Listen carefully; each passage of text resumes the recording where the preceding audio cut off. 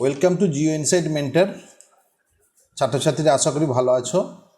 এর আগের দিনে তোমরা প্রাকৃতিক ভূগোলের যে মাধ্যমিকের যে সাজেশন এবং টেস্ট পরীক্ষার যে সাজেশন 2025 সালের সেটা তোমরা পেয়েছো। আজকে তোমাদের যে আমাদের যে দ্বিতীয় পর্বের যে সাজেশন অর্থাৎ আঞ্চলিক ভূগোলের উপর যে সাজেশন সেটা আজকে তোমাদের সেই সম্পর্কে তোমাদের আলোচনা করা হবে। এরপরে তোমাদের থাকবে ম্যাপ পয়েন্টিংয়ের উপর সাজেশন। তোমরা এগুলো ফলো করতে থাকবে, তোমরা ম্যাপ পয়েন্টিংয়ের সাজেশন নির্দিষ্ট সময়ে পেয়ে যাবে। আসন্ন যে টেস্ট পরীক্ষা রয়েছে যেটা তোমাদের পুজোর ছুটির পরেই হবে, এবং 2025 সালের যে মাধ্যমিক যেটা তোমাদের ফেব্রুয়ারি মাসে হবে অর্থাৎ যে ফাইনাল পরীক্ষা, সেখানে এই সাজেশনগুলো থেকে কিন্তু তোমরা প্রচুর প্রশ্ন কিন্তু কমন পাবে, এটা কিন্তু আশা করা যায়। তাই তোমরা ভালো করে এই সাজেশনটাকে ফলো করবে এবং সকলের মধ্যে ছড়িয়ে দেবে এবং তোমরা ভালো নম্বর নিয়ে মাধ্যমিকে জিওগ্রাফিতে স্কোর করবে, এটাই আমরা আশা করি।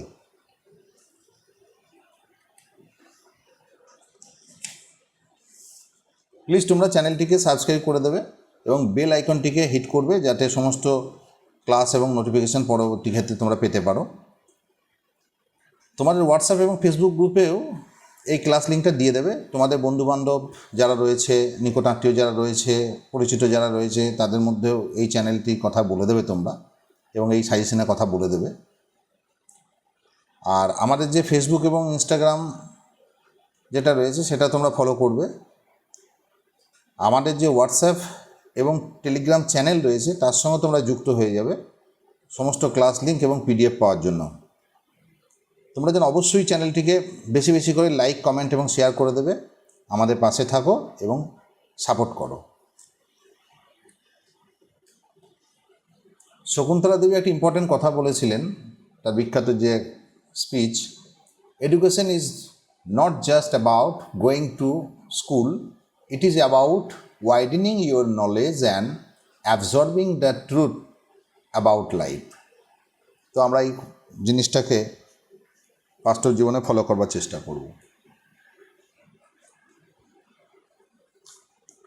আমরা এবার মূল সাজেশনের দিকে চলে আসছি।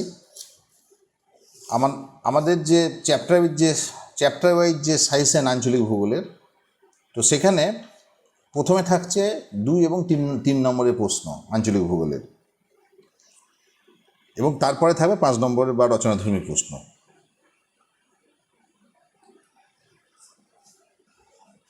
আমাদের প্রথম যে চ্যাপ্টার ভারতের অবস্থান এবং প্রশাসনিক বিভাগ, সেখান থেকে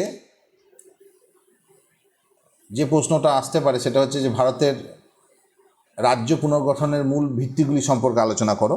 3 নম্বরের প্রশ্ন থাকবে। রাজ্য পুনর্গঠনের কয়েকটা ভিত্তি আছে, সেগুলোকে আলোচনা করতে হবে এবং 3টে পয়েন্ট কিন্তু অবশ্যই দিতে হবে। তারপর আসছে সার্ক যে একটা অর্গানাইজেশন, সংগঠন, সেই সম্পর্কে আসতে পারে, সেটা 2। সার্কের পুরো ফুল ফর্ম চাইতে পারে, বলতে পারে যে কি। তারপরে আমাদের যে চ্যাপ্টার সেটা হচ্ছে যে ভারতের ভূপ্রকৃতি যে বিভাগ, সেই চ্যাপ্টার থেকে গুরুত্বপূর্ণ কিছু প্রশ্ন আসবে। এবং এ প্রসঙ্গে একটা কথা বলে রাখি যে এই ভারতের যে অবস্থান এবং প্রশাসনিক বিভাগ, আগেরবারে কিন্তু এখানে কোনো প্রশ্ন কিন্তু 2 বা 3 নম্বরে কোনো প্রশ্ন আসেনি। আর ভারতের যে ভূপ্রাকৃতিক বিভাগ, সেখানে আগেরবারে একটি মাত্র 2 নম্বরে প্রশ্ন এসেছে। এটা একটা বড় চ্যাপ্টার, মাত্র একটি 2 নম্বরে প্রশ্ন এসেছে, কোনো 3 নম্বরে প্রশ্ন কিন্তু এখানে আসেনি। তো আমি মূল প্রশ্নে আসার আগে আর একটা ইনফরমেশন তোমাদেরকে বলে রাখি এই প্রসঙ্গে, সেটা হচ্ছে যে আঞ্চলিক ভূগোলে আমাদের করতে হবে 2টি 2 নম্বরের প্রশ্ন, 2খানা 2 নম্বরের প্রশ্ন আমাদেরকে করতে হবে এবং একটি 3 নম্বরের প্রশ্ন করতে হবে। তো মাত্র এই 2টি এবং 2 নম্বরের, একটি 3 নম্বরের প্রশ্ন করতে গেলেও কিন্তু আমাদের যে সিলেবাস, সে ভাস্ট সিলেবাস এবং অনেকগুলো চ্যাপ্টার রয়েছে, কোন চ্যাপ্টার কি আসবে সেটা কিন্তু আমরা কেউই জানি না। তাই আমাদের পড়াশোনাটা একটু ভালো মতোই করে রাখতে হবে, যাতে আমরা যাই বা যেখান থেকেই প্রশ্ন আসুক না কেন সেটা আমরা যেন ভালোভাবে উত্তর দিতে পারি এবং আমাদের যেন সেটা কমন থাকে। তো আমাদের তার আগে একটু পড়ে নিতে হবে। এবং এই আঞ্চলিক ভূগোল পাঠেরই শেষের দিকে থাকে যে চ্যাপ্টার, সেটা একটা কম্পালসারি চ্যাপ্টার, সেটা হচ্ছে উপগ্রহ চিত্র এবং ভূবৈচিত্র্য সূচক মানচিত্রের যে চ্যাপ্টার রয়েছে, সেখান থেকে কিন্তু আমাদের একটা 2 নম্বরের প্রশ্ন করতে হবে এবং একটা 3 নম্বরের প্রশ্ন করতে হবে, এবং এখানে অপশন থাকবে, দুটো 2 নম্বরের থাকবে একটা করতে হবে, আর দুটো 3 নম্বরের থাকবে একটা 3 নম্বরে করতে হবে। অর্থাৎ 3 আর 2 5 নম্বর কিন্তু এখানে কম্পালসারি, একদম মাস্ট, আসবেই, প্রতি বছর আসে এবং এটা করতেই হয় আমাদের। আর এখান থেকে এই উপগ্রহ চ্যাপ্টার চিত্র থেকে কোনো 5 নম্বরে বা বড় প্রশ্ন কিন্তু আসে না। আর আঞ্চলিক ভূগোল থেকে 5 নম্বরের প্রশ্ন আসবে, এখান থেকে দুটো আমাদের আঞ্চলিক ভূগোল থেকে দুটো 5 নম্বরের প্রশ্ন করতে হয়, 4টা থাকে, দুটো করতে হয় 5 নম্বরের প্রশ্ন। এবার আমরা মূল চ্যাপ্টার দিকে চলে আসি। তো প্রথমে আছে দুন, 2 নম্বর, দুন কাকে বলে, তারপরে তাল কাকে বলে, কচ্ছের রন বা রান বলতে কি বোঝো, এটা আসতে পারে, 3 নম্বরের আছে। ধ্রিয়ান কাকে বলে, মরুস্থলী কি বা কাকে বলে, 2 নম্বরের। খাদার এবং ভাঙার কি, 2 নম্বরের, বা খাদার এবং ভাঙারের পার্থক্য দিতে পারে। ভাবর কি, মেঘালয় মালভূমি সম্পর্কে কি জানো, 3। ডেকান ট্রাপ কি, 2। বেট কাকে বলে, 2। থর মরুভূমি সৃষ্টির কারণ, থর মরুভূমি যে সৃষ্টি হয়েছিল তার কারণটা কি, তার একটা এক্সপ্লানেশন আছে, সেটা করতে হবে। আরাবল্লীর যে লোকেশন সংক্রান্ত যে ব্যাপার, সেটাকে দিতে হবে।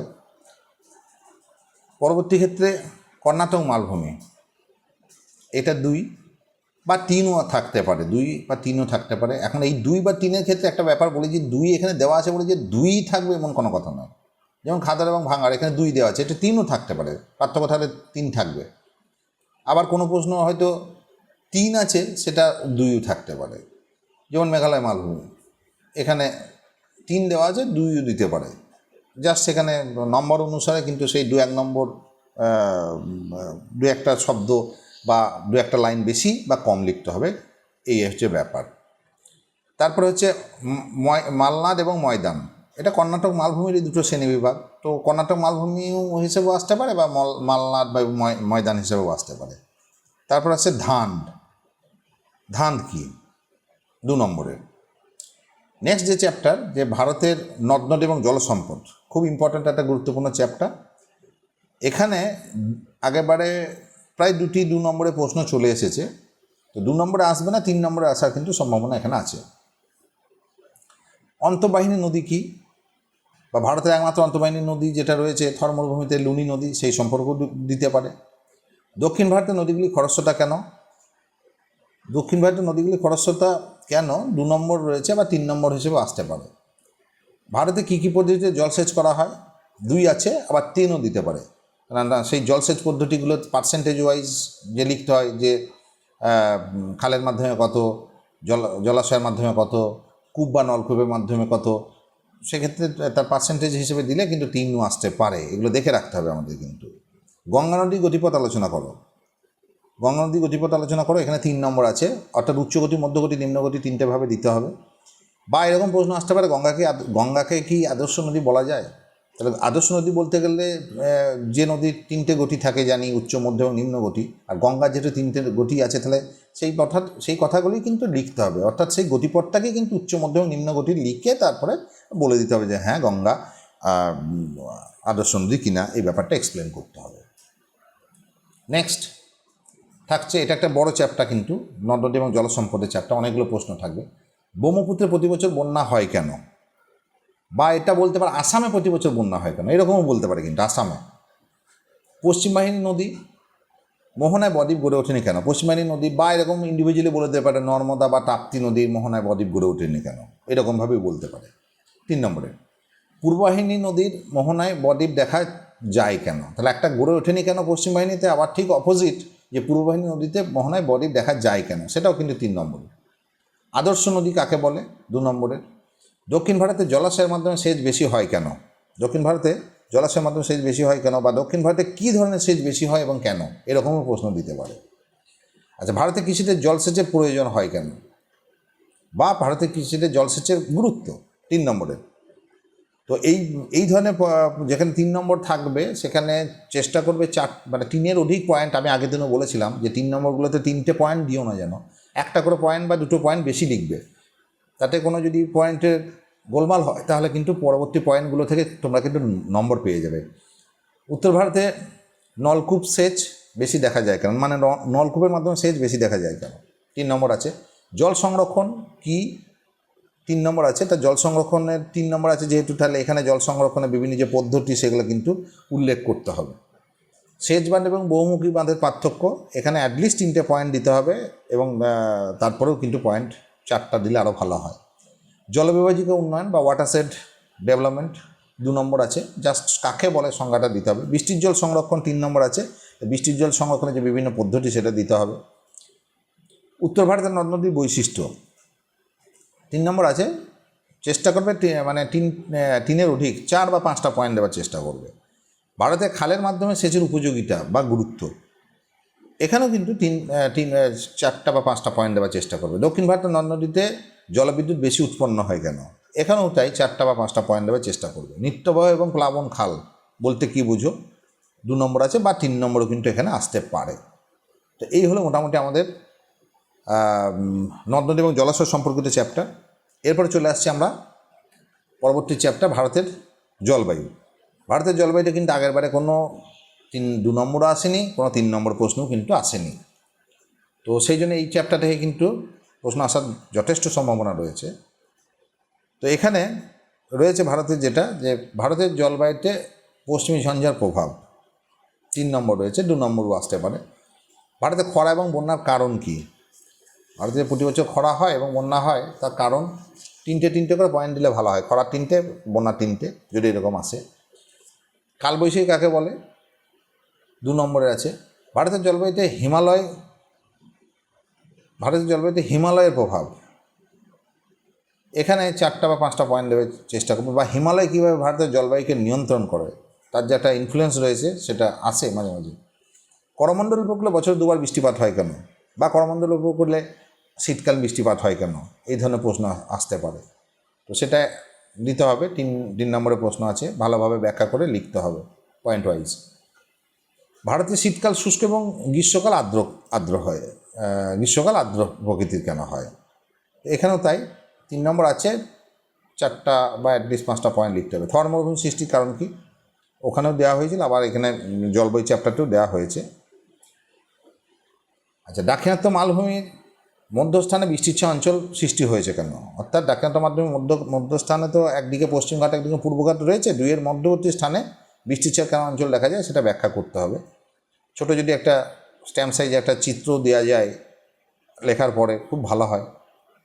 আঁধি কাকে বলে 2 নম্বর। লু কাকে বলে 2 নম্বর। পশ্চিমী ঝঞ্ঝা বলতে কী বোঝো 2 নম্বর। আসনের ঝড় কাকে বলে 2 নম্বর। মৌসুমী বিস্ফোরণ বলতে কী বোঝো 2 নম্বর। আম্রবৃষ্টি বলতে কী বুঝো 2 নম্বর।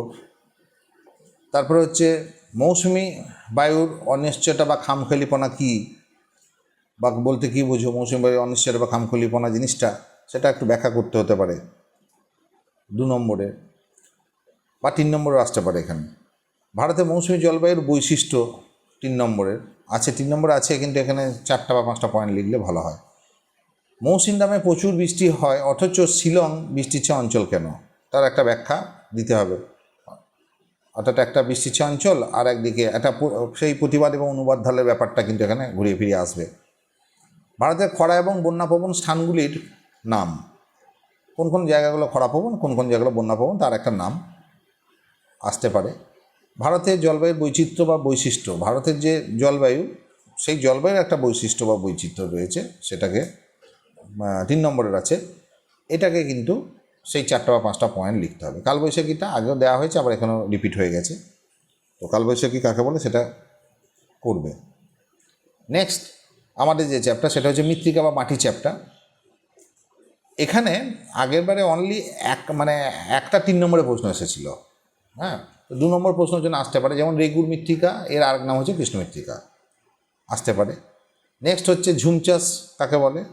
ঝুম চাষের আরেকটা ব্যাপার হচ্ছে স্থানান্তর কৃষি, ঝুম চাষ বা স্থানান্তর কৃষি। নেক্সট হচ্ছে ধাপ চাষ, টেরেস কাল্টিভেশন। তারপরে হচ্ছে পলল মৃত্তিকা বৈশিষ্ট্য বা পলিমাটির, এখানে 3 নম্বর আছে, তাহলে 4টা বা 5টা পয়েন্ট দেবে। ল্যাটেরাইট মাটি 2 নম্বর কাকে বলে? মৃত্তিকা ক্ষয় বলতে কি বুঝো? ক্ষয়, মৃত্তিকা ক্ষয় 3 নম্বর আছে যেহেতু, তাহলে একে কাকে বলে, দু একটা কারণ এবং দু একটা ফলাফল দিলে ভালো হয়। হ্যাঁ, টিকা টাইপের যদি দেয় বা কাকে বলে যদি দেয়, মৃত্তিকা ক্ষয় বলতে কি বুঝো, এরকম প্রশ্নগুলো কিন্তু 3 নম্বরের ক্ষেত্রে তাহলে এইরকম লিখতে হবে। ফালি চাষ 2 নম্বরে, লবণাক্ত মাটি 2 নম্বরে। পরবর্তী যে চ্যাপ্টার ভারতের স্বাভাবিক উদ্ভিদ, এখান থেকে নীল, অর্থাৎ আগেরবারে কোনো 2 নম্বর এবং কোনো 3 নম্বর প্রশ্ন কিন্তু এখানে আসেননি। তো এখানে প্রথম যেটা রয়েছে ম্যানগ্রোভ অরণ্য কাকে বলে? ম্যানগ্রোভ অরণ্য সেই লবণাম্ব উদ্ভিদ বা ম্যানগ্রোভ অরণ্য বা সুন্দরবনের যে অরণ্য দেখা যায়। নেক্সট হচ্ছে অরণ্য বিনাশ, তার 3 নম্বর রয়েছে অরণ্য বিনাশ। অরণ্য বিনাশ মানে তো ধ্বংস, তাহলে এখানে অরণ্য বিনাশের কারণগুলো দিতে হবে। তারপর অরণ্য সংরক্ষণ, অরণ্য সংরক্ষণের যে বিভিন্ন পদ্ধতি 3 নম্বর আছে, এখানে 4টা বা 5টা পয়েন্ট দিতে হবে। সামাজিক বনসৃজন কী, ব্যাপারটা লিখতে হবে। সোশ্যাল ফরেস্ট্রি, কৃষি বনসৃজন, অ্যাগ্রো ফরেস্ট্রি কী, এগুলো ডেফিনেশন হিসাবেই আসে। হিমালয়ের বৃক্ষসমূহ, হিমালয়ের যে আলাদা করে যে বৃক্ষ রয়েছে একদম যার উচ্চতা অনুসারে, শিবালিক, হিমাচল, হিমাদ্রি, হ্যাঁ, একদম পর্যন্ত যে বৃক্ষের যে শ্রেণী বিভাগ বিভিন্ন উচ্চতা এবং অনুসারে তার একটা ডায়াগ্রামেটিক রিপ্রেজেন্টেশনও দেওয়া যেতে পারে এবং লেখাও যেতে পারে 3 নম্বরের।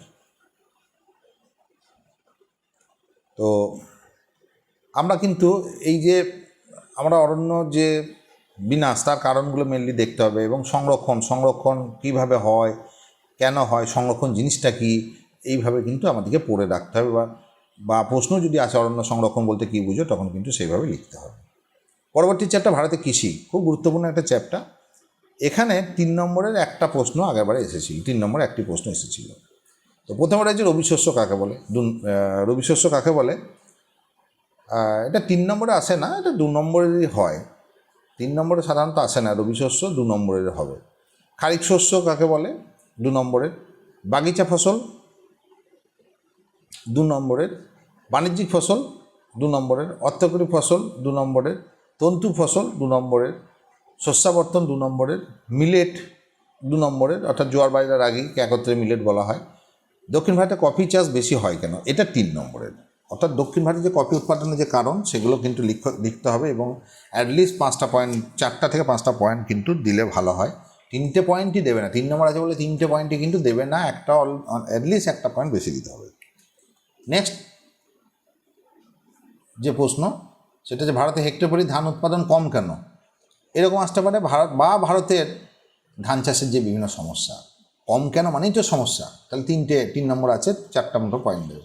সবুজ বিপ্লব কাকে বলে, সবুজ বিপ্লব তাহলে কী জিনিসটা, সবুজ বিপ্লবের কারণগুলো কী, যে কেন সবুজ বিপ্লব ঘটেছিল, কোন অঞ্চলে ঘটেছিল, এরকমভাবে একটা মোটামুটি লিখতে হবে।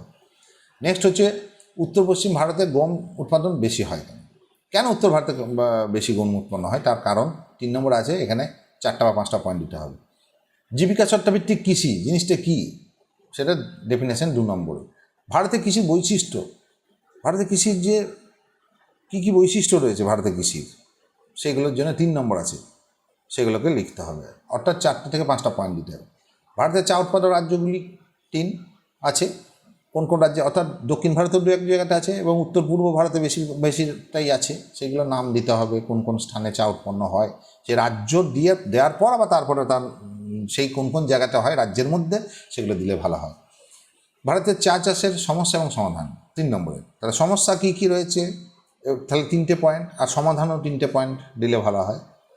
পাঞ্জাব হরিয়ানার কৃষি উন্নতির কারণ 3 নম্বরে আছে, তাহলে 4টা বা 5টা পয়েন্ট দেবে। কেন পাঞ্জাব হরিয়ানার কৃষি উন্নতি ঘটেছিল, অর্থাৎ সবুজ বিপ্লবটা তো পাঞ্জাব হরিয়ানাতেই ঘটেছিল, তাহলে এটার সঙ্গে কিন্তু অনেকটা রিলেটেড এটা প্রশ্নটা, তো সেই পয়েন্টগুলো ঘুরে ফিরে অনেকটাই আসবে এখানে। তো আমাদের এই হচ্ছে মোটামুটি কৃষি সংক্রান্ত যে চ্যাপ্টার সেটা আলোচনা। তারপর আসছে আমরা ভারতের শিল্প সংক্রান্ত যে চ্যাপ্টার। ভারতের শিল্পের মধ্যে রয়েছে যে চ্যাপ্টার, প্রশ্ন প্রথমে রয়েছে কৃষিভিত্তিক শিল্প বলতে কী বুঝো, ভারতের তথ্য প্রযুক্তি শিল্পের কারণ কী, ইনফরমেশন টেকনোলজি যে ইন্ডাস্ট্রি যেটা, সেটা 3টে পয়েন্ট আছে, এখানে 4টার মতো পয়েন্ট বা 5টা পয়েন্ট দিতে। বিশুদ্ধ কাঁচামাল জিনিসটা কী, 2 নম্বরে। পেট্রোশন শিল্পগুলি বেশিরভাগ কেন বন্দরের নিকট গড়ে উঠেছে? 3 নম্বর আছে 4টা বা 5টা পয়েন্ট। শঙ্কর ইস্পাত কারখানা কাকে বলে? 2 নম্বরে। সেল কি? স্টিল অথরিটি অফ ইন্ডিয়া, 2 নম্বরে। TISCO Tata iron and steel company, DSP Durgapur steel plant, IISCO IISCO Indian iron and steel company Kulti Burnpur. ঠিক আছে, এগুলো ফুল ফর্ম হিসাবেও থাকে, আবার কাকে বলে, কোন জায়গায় গড়ে উঠেছে, সেই অল্প 2-1 লাইন করে লিখতে হবে আর কি। ঠিক আছে, টিকা টাইপের আর কি লিখতে হবে। পূর্ত বা ইঞ্জিনিয়ারিং শিল্প বলতে কি, তাহলে এখানে 2 নম্বর আছে, এটা 3 নম্বরও থাকে কিন্তু। পূর্ত বা ইঞ্জিনিয়ারিং শিল্প কাকে বলে, তার শ্রেণী বিভাগ, ভারী ইঞ্জিনিয়ারিং শিল্প, হালকা ইঞ্জিনিয়ারিং শিল্প দিলে 2-1টা করে এক্সাম্পল দিলে এইভাবে কিন্তু লিখতে হবে। আচ্ছা, আহমেদাবাদকে ভারতের ম্যানচেস্টার বলে কেন? 3 নম্বরে। কেন বলে? তাহলে 3-4টা পয়েন্ট কিন্তু এখানে দিতে হবে তার সাপোর্টে। ভারতের রুর মানে আমাদের দুর্গাপুরকে ভারতের রুর বলা হয়। তো ভারতের রুর কাকে বলে এবং কেন বলে? জার্মানির রুর সঙ্গে তুলনা করা হয়েছে এবং সেখানে কিন্তু 4-5টা পয়েন্ট লিখতে হবে। অনুসারী শিল্প কাকে বলে? অর্থাৎ একটা শিল্পকে ফলো করে যে অন্যান্য শিল্প যেগুলো গড়ে ওঠে তার নিচে ডাউনস্ট্রিম ইন্ডাস্ট্রি, অনুসারী শিল্প কাকে বলে সেটা লিখতে হবে। পেট্রোশন শিল্পকে শিল্প দানব কেন বলে আসতে পারে, বা উদীয়মান পেট্রোশন শিল্পকে উদীয়মান শিল্প কেন বলে? তাহলে দুটোই 3 করে, তাহলে এটার জন্য 3, আবার এটার জন্য 3, তাহলে 4-5টা পয়েন্ট কিন্তু লিখতে হবে। তথ্যপ্রযুক্তি শিল্প বলতে কি বুঝো?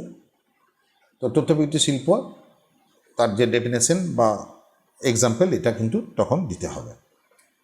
নেক্সট শিল্প স্থাপনে কাঁচামালের প্রভাব বা ভূমিকা, কাঁচামালের প্রভাব।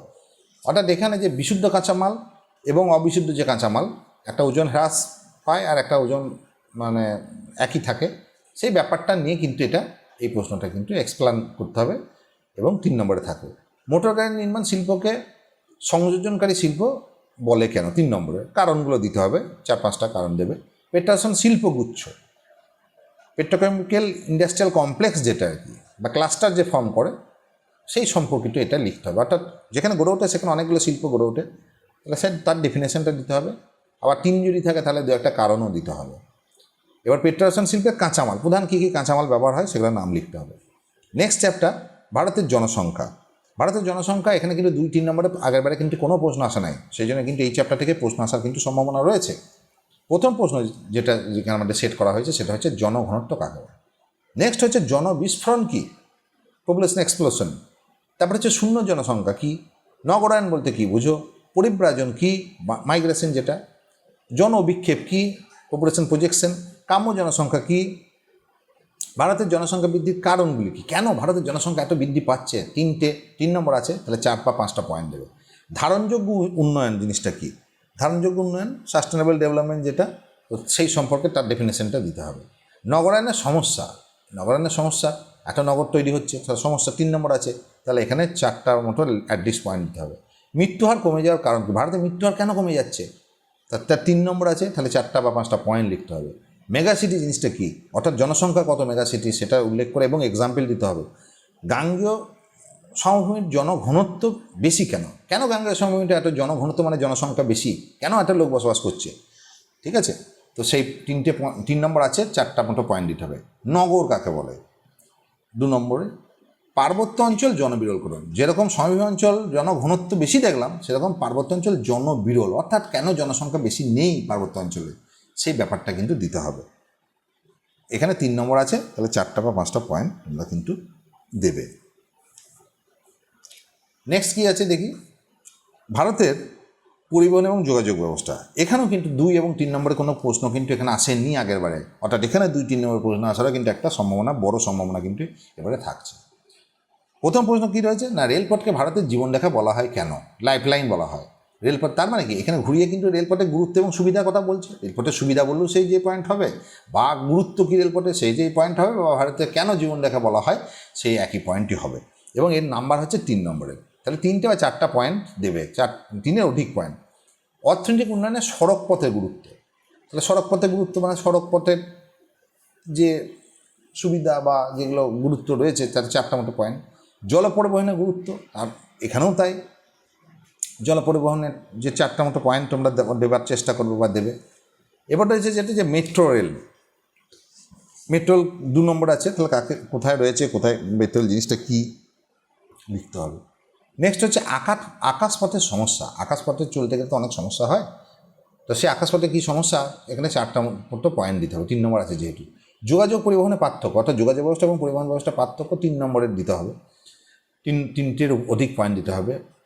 পূর্ব পশ্চিম করিডর, হ্যাঁ, যেটা তৈরি হয়েছে সেটা কোন জায়গা থেকে কোন জায়গা বিস্তৃত, কেন, এর উদ্দেশ্য কী, এইটা লিখতে হবে।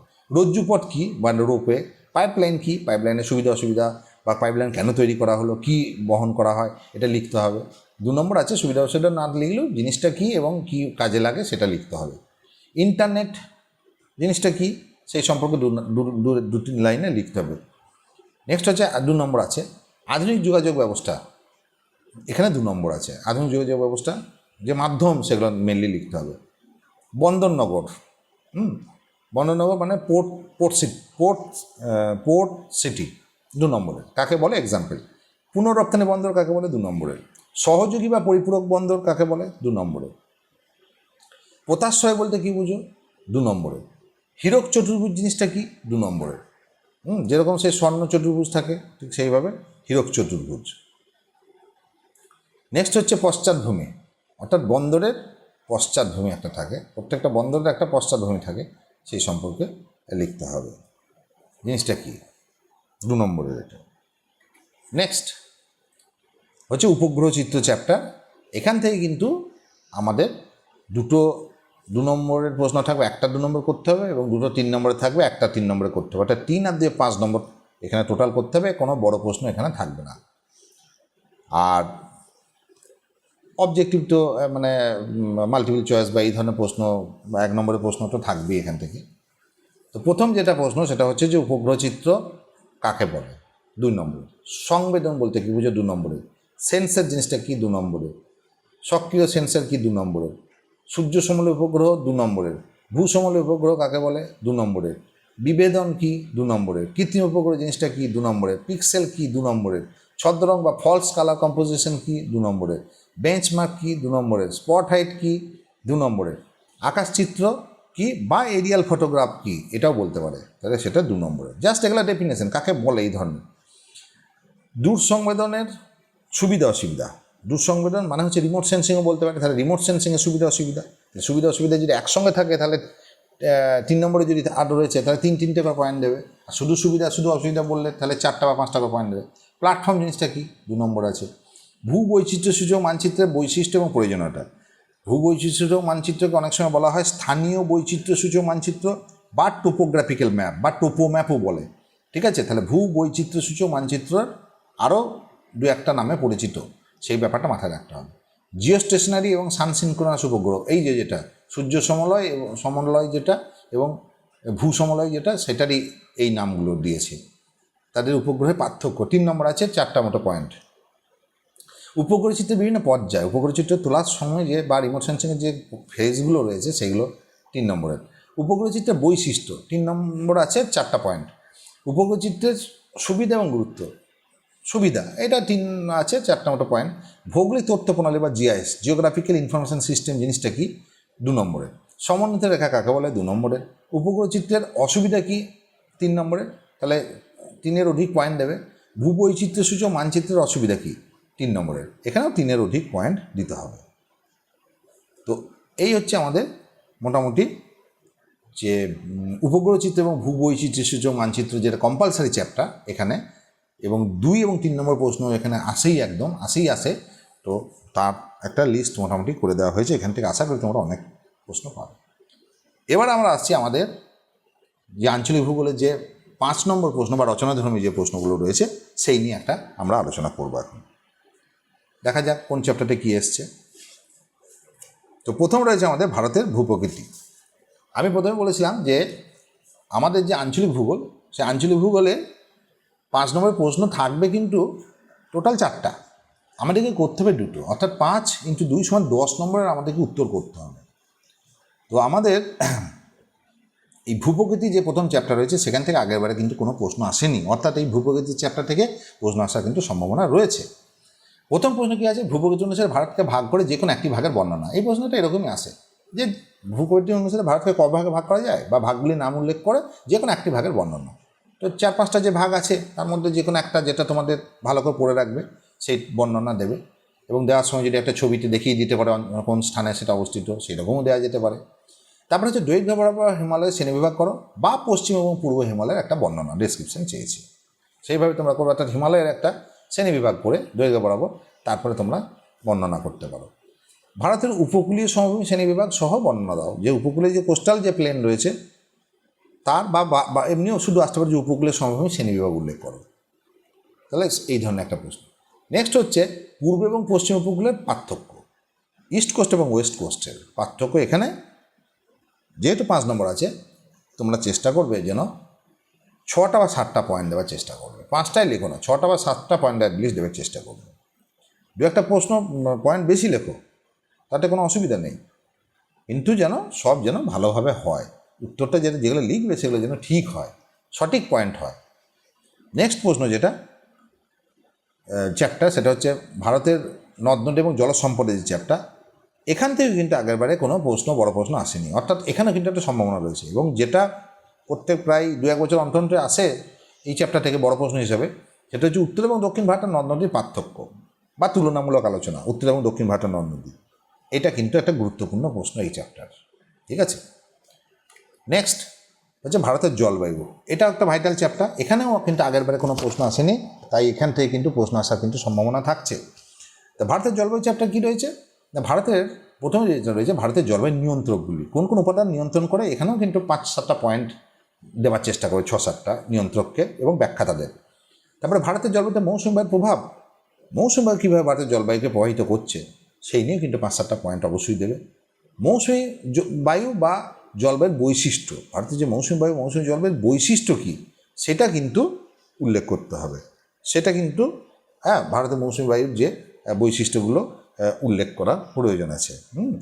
তো এখানেও কিন্তু 4-5-6টা পয়েন্ট অবশ্যই লিখবে। এবার ভারতের অর্থনীতিতে বা ভারতের জনজীবনে মৌসুমী বায়ুর প্রভাব এরকম আছে। ভারতের অর্থনীতিতে মৌসুমী বায়ুর প্রভাব লেখো, বা বলতে পারো ভারতের জনজীবনে। একদম কাছাকাছি প্রশ্ন এবং মানে উত্তরও কাছাকাছি, মানে একই রকমই উত্তর একদম। এটা কিন্তু 5 নম্বরের প্রশ্ন, কিন্তু 6টা বা 7টা পয়েন্ট কিন্তু তোমরা দেবে। পরবর্তী প্রশ্ন ভারতের মৃত্তিকা এবং স্বাভাবিক উদ্ভিদ।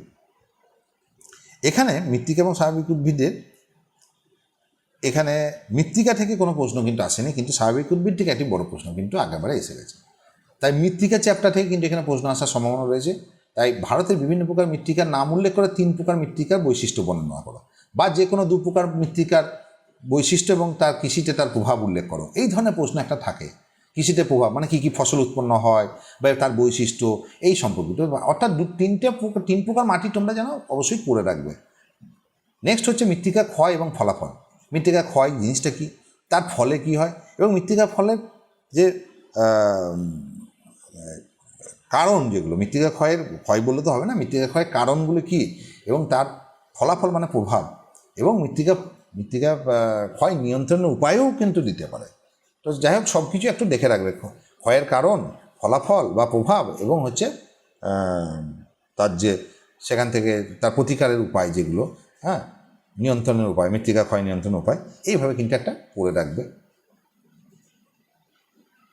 নেক্সট যে চ্যাপ্টার সেটা হচ্ছে ভারতের কৃষিকাজ।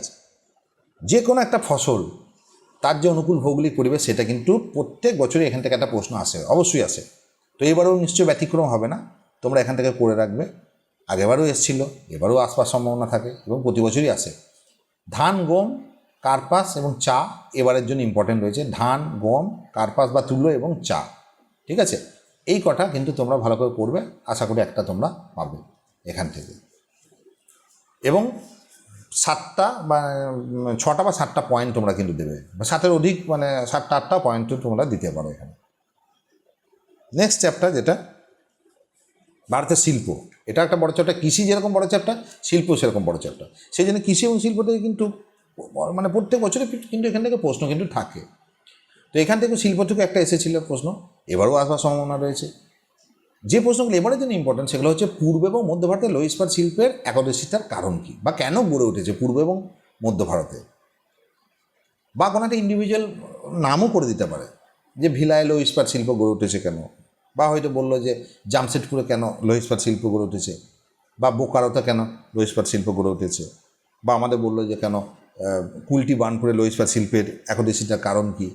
তাহলে নাম উল্লেখ করেও দিতে পারে, বা এরকম পূর্ব বা মধ্য ভারতে কেন লো ইস্পাত শিল্প গড়ে উঠেছে সেইভাবে দিতে পারে।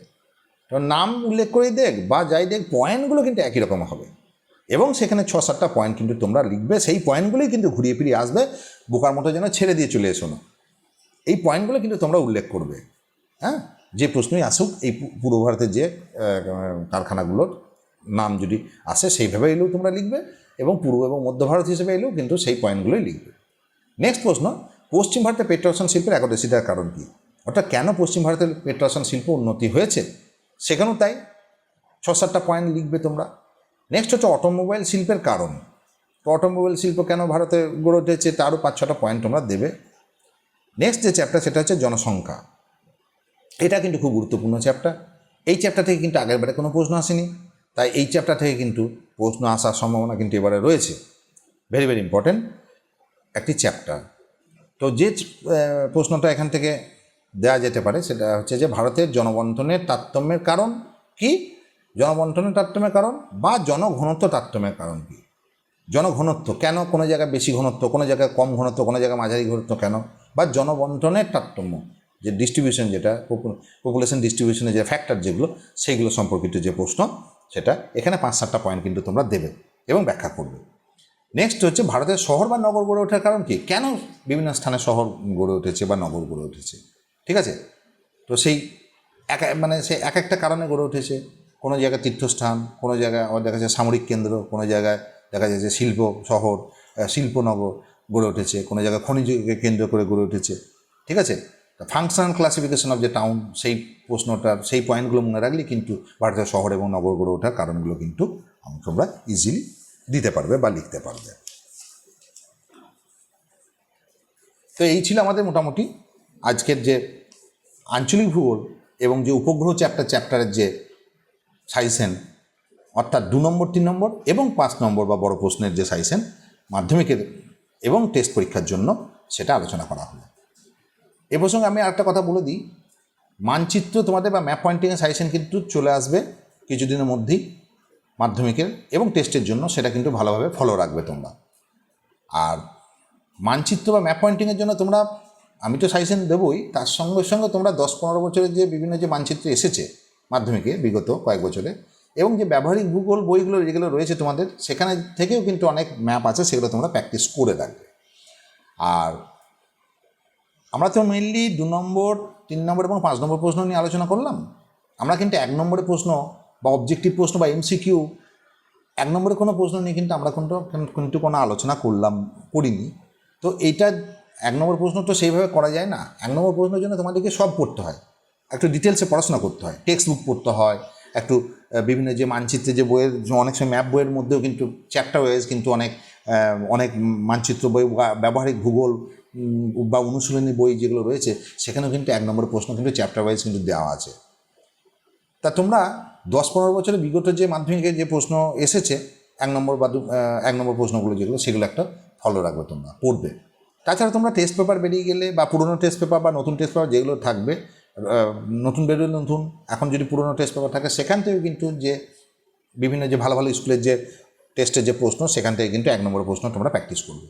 এবং তোমার অনেকের সহায়িকা বই নিশ্চয়ই আছে তোমাদের, সেই সহায়িকা বই থেকেও কিন্তু দেখবে অনেক প্রশ্ন সেখানে দেওয়া আছে। বিভিন্ন স্কুলের যে যারা প্রশ্ন করে, হ্যাঁ, ফার্স্ট ইউনিট, সেকেন্ড ইউনিট, ভালো ভালো স্কুলের প্রশ্ন বা মাধ্যমিকের প্রশ্ন বা বিভিন্ন স্কুলের যে টেস্টের প্রশ্ন যেগুলো রয়েছে, হ্যাঁ, দেখবে একটা প্রশ্ন ব্র্যাকেটের মধ্যে লেখা থাকে যে সাল হিসেবে, যে এই সালে এসেছে, এই সালে এসেছে, সেই ধরনের প্রশ্নগুলো কিন্তু তোমরা সহায়িকা বই থেকে কিন্তু ভালো করে পড়বে। অর্থাৎ practice makes a man perfect. যত প্র্যাকটিস করবে, 1 নম্বরের প্রশ্নের জন্য যত প্র্যাকটিস করবে তোমরা, যত পড়বে, যত নলেজ তোমাদের তত বাড়বে, এবং তোমরা কিন্তু দেখবে তোমাদের কিন্তু সবই কমন পড়বে। প্রায় যে 40-42 নম্বরে যে আমাদের যে অবজেক্টিভ থাকে, 1 নম্বর প্রশ্ন মতো থাকে, যেটা 40 নম্বর মতো, সেটা কিন্তু তোমরা ইজিলি কিন্তু পেয়ে যাবে।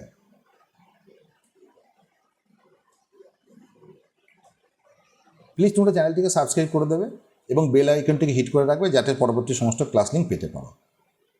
আমাদের হোয়াটসঅ্যাপ এবং ফেসবুক, তোমাদের যে হোয়াটসঅ্যাপ এবং ফেসবুক গ্রুপ রয়েছে, সেখানে তোমরা এই ক্লাস লিঙ্কটা তোমরা দিয়ে দেবে। আর তোমরা আমাদের যে ফেসবুক এবং ইনস্টাগ্রাম আছে যেটা সেটা তোমরা ফলো করবে। আমাদের যে হোয়াটসঅ্যাপ চ্যানেল এবং টেলিগ্রাম চ্যানেল আছে তার সঙ্গে তোমরা যুক্ত হবে পরবর্তী সমস্ত পিডিএফ এবং ক্লাস লিঙ্ক পাওয়ার জন্য। তোমরা এই চ্যানেলটিকে বেশি বেশি করে লাইক, কমেন্ট এবং শেয়ার করে দেবে। আমাদের পাশে থাকো, আমাদের সাপোর্ট করো প্লিজ।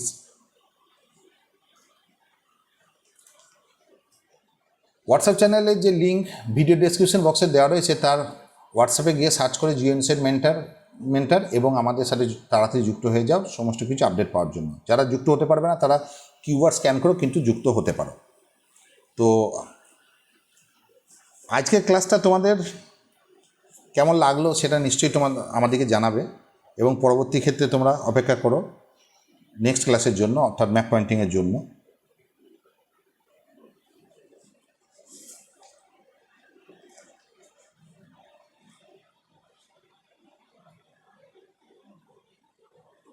তো আজকে এখানেই থাক, পরবর্তী ক্ষেত্রে আমরা আবার মিট করব খুব তাড়াতাড়ি। এর মধ্যে তোমরা ভালো থাকো, সুস্থ থাকো এবং মন দিয়ে পড়াশোনা করে যাও। Thank you.